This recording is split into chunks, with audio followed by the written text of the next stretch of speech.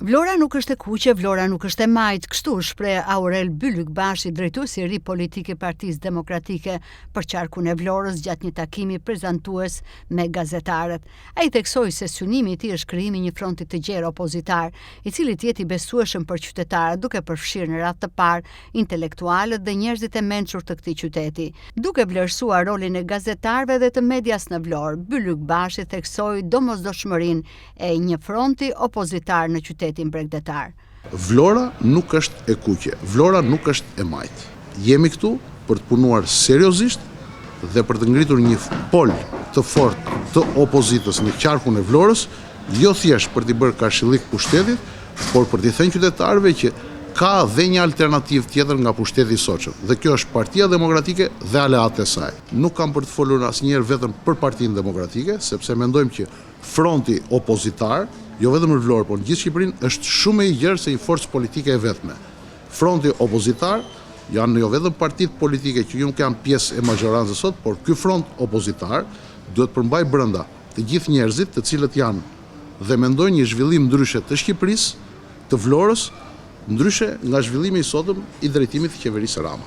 Dhe unë mendoj që ky front opozitar, që të bëhet një front i madh dhe i besueshëm për njerëzit, duhet ketë në radhë parë intelektualët dhe njerëzit e mençur të këtij qyteti.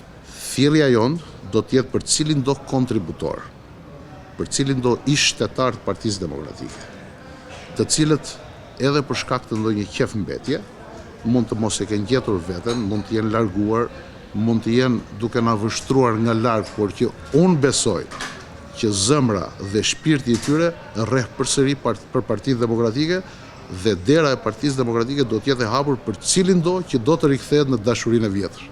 Bylykbashi ish deputet i Partisë Demokratike, njihet për eksperiencën e tij në riorganizimin e degëve lokale dhe mobilizimin e elektoratit. Emërimi i tij vjen në kuadër të ristrukturimit të opozitës rreth një vit para zgjedhjeve lokale në vend.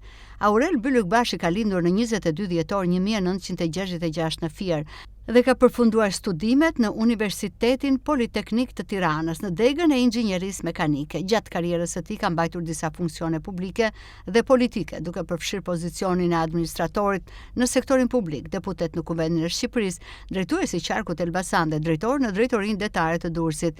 Në aktivitetin politik ai ka shërbyer gjithashtu si kryetar i Partisë Demokratike në Elbasan, antar i Këshillit Kombëtar të kësaj force politike dhe koordinator për çështjet organizative brenda partisë. Emërimi i tij si drejtues politik në qarkun Vlorë shihet si pjesë e strategjisë së re të opozitës për riorganizimin e strukturave në terren dhe përgatitjen për sfidat e ardhshme zgjedhore.